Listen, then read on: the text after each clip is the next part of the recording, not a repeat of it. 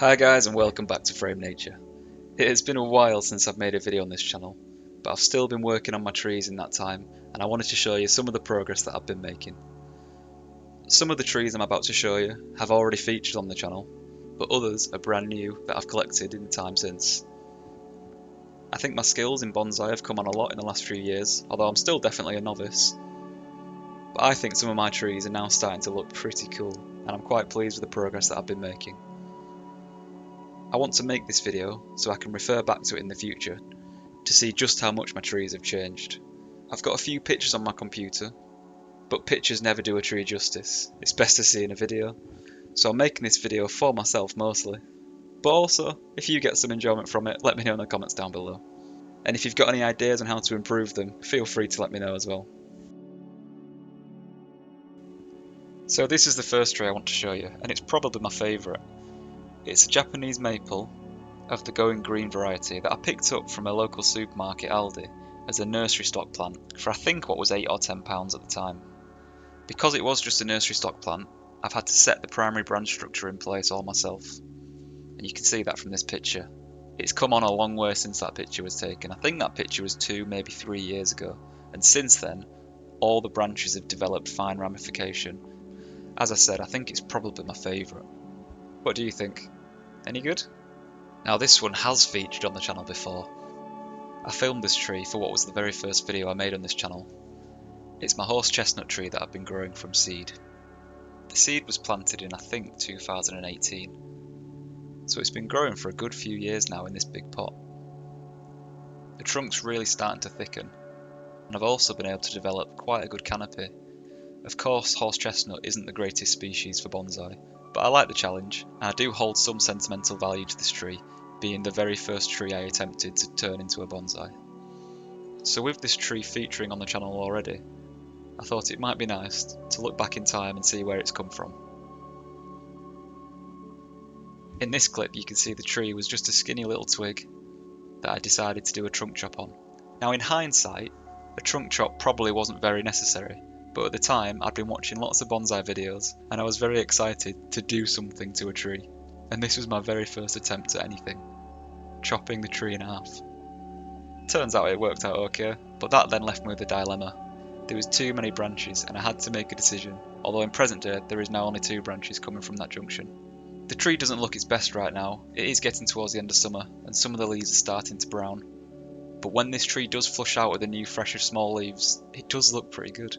I'll have to try and get a clip of that at some point next year.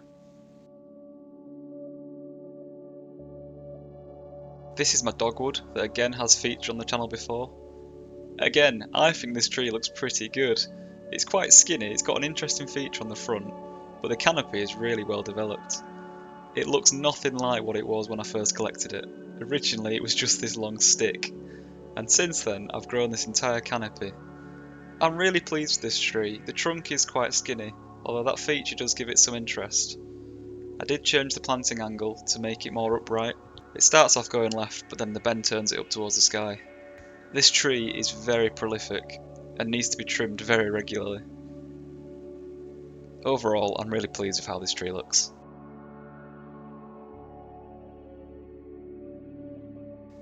Next up we've got a Japanese larch group. I've planted this in an upright forest style. I did purchase 10 larch from an online trader and they all arrived healthy, and I decided to use 7 of them in this forest planting. It's only been in this pot since the beginning of the year, and just recently I've trimmed it back to bring the branches closer into the trunks. Through spring and summer this tree put on a lot of growth and it was practically just one big bush, although I can see the trunks again now and I'm actually really happy with how it's coming along. Hopefully in the next few years this will look like a really good group. The pot was a DIY job, and for training purposes I think it suits the tree really well. This tree I've recently just wired. It's a Fuji Cherry, and in spring it puts on the most amazing show of flowers. I didn't want to trim it much last year as I wanted to see lots of the flowers come out, although this year I had a look at it and I could start to see the beginning of a branch structure. So I've wired it in an attempt to get this tree now going off in the right direction. It's a small tree in a small pot, so it won't grow that much, but hopefully it develops, and despite trimming it back, we should still get some nice flowers next spring. This tree is my attempt at converting a nursery stock juniper into a small bonsai. It's okay, although I think there's quite a bit of improvement left to be made on this tree. I'm not very knowledgeable about coniferous species, so I'm not quite sure when the best time of year is to work on it. I did trim it back about a year ago and it struggled, so I decided to slip pot it this year into a bigger pot. And since then, it's put on a lot of healthy growth. It's recovered really well. I wasn't sure it was going to survive, but it has done. I have been growing it up against the fence, so the back of it is quite bare, there's no back branches. It does give me the opportunity to reevaluate if the front I've chosen is the right front, or maybe I could use the back as the new front. I'm not too sure, what do you think? This is a silver birch clump style. There was originally 9 trees in this planting, although there's only 7 now, 2 of them have died. I'm just letting this tree grow tall for the time being. I want it to fuse at the bottom. This tree will need repotting in the spring, as there is a lot of roots down in that soil. I think I might even need to put it in a bigger pot so that I can get that fusion going quicker.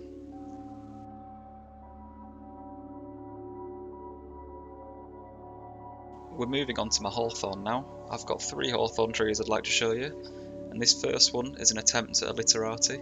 As you can see, it's really early on in the development, although I think the trunk's quite interesting, so I am quite excited for the development of this tree. It starts off fairly narrow and vertical, and then I've brought it back down, and I'm starting now to develop that pad on the one side. It does seem to have been attacked by insects this year, so it is struggling a little bit. Hopefully it survives the winter and I can get some more development in those branches next year.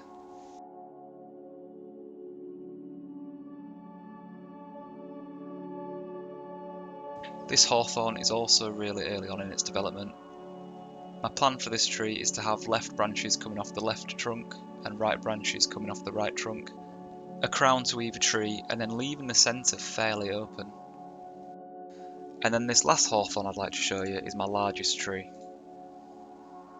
It's really old and got lovely textured bark, and I'm currently trying to develop the branches in the places that I want them to be for the future. This tree has had a couple of slow years, although this year it's put on lots of growth, so I'm hoping next year is going to be really successful. I have trimmed it back quite a lot this year, so what you're seeing isn't all the growth that it's had this year. Because I have got footage of this tree, let's go back and have a look at where it came from. So it was originally dug up from my parents' old house. My dad was ripping out the ground and I thought, maybe I can rescue this tree. It didn't have a lot of roots, although it did luckily survive, and I later decided to do a bit more surgery on it to take off that top section. And now I'm developing an apex from the top of the tree. I'm in my 4th year of ownership, and so far it's not made an awful lot of progress. Although there are some branches starting to pop out in the right places. I have also repotted it into some good soil now, so hopefully down in that soil there are some good roots starting to form.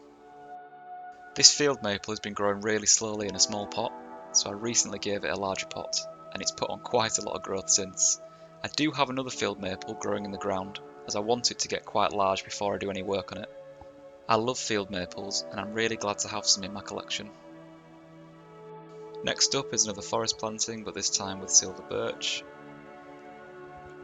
It was put together this year, so it's really early on in its development. At the moment, there's no major styling being done to the trees. I just want them to grow healthily in the pot, put on some good roots, and next year perhaps I can start styling it. This is some weird Rowen Fusion project that I've been working on. Every single time a new branch grows, I've just been twisting it around, hoping to get fusion. I don't really have a plan for this tree, other than to keep doing what I'm doing. This is a small mountain ash. It's got an interesting shape, but other than that, it's not doing an awful lot at the moment.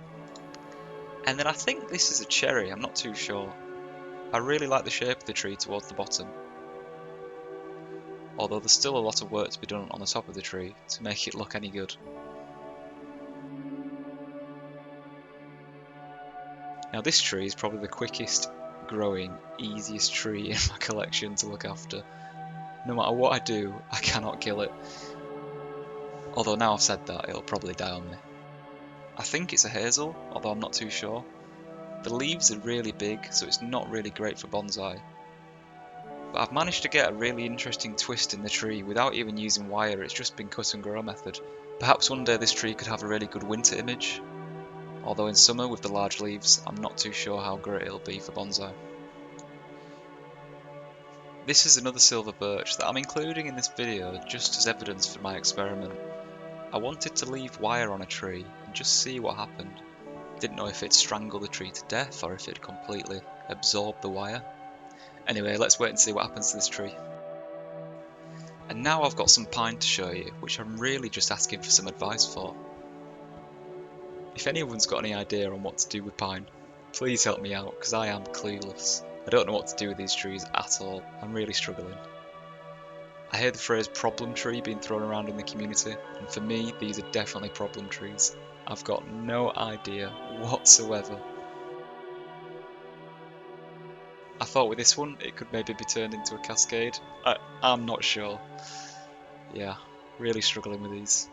I've got a smaller one as well, which is a little bit more obvious in terms of styling. So perhaps I could have a go at wiring this one next year. Maybe I could put it in a nice pot, and it would probably make quite a cute little tree.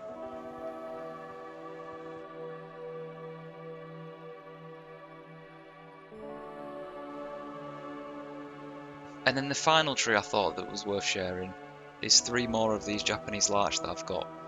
I've grown these in a clump style.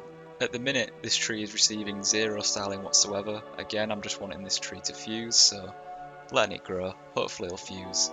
Maybe in 5 years I can start to style the tree.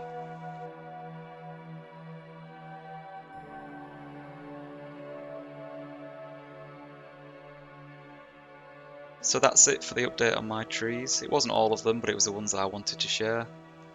As I said, this video is as much for me as it is for you. I want to use this video to look back on in the future to see just how much the trees have developed. And I do have some pots that have no trees in at the minute, so let me know if you think any of them are good candidates to go in these pots. Just to finish off this video, I also wanted to show you my aquariums. You've seen the goldfish outside, but I've also got 2 tanks inside. The dimensions of this tank are really different, and it offered a good challenge when aquascaping, but I'm really pleased with the outcome. I think this is my best attempt at aquascaping yet.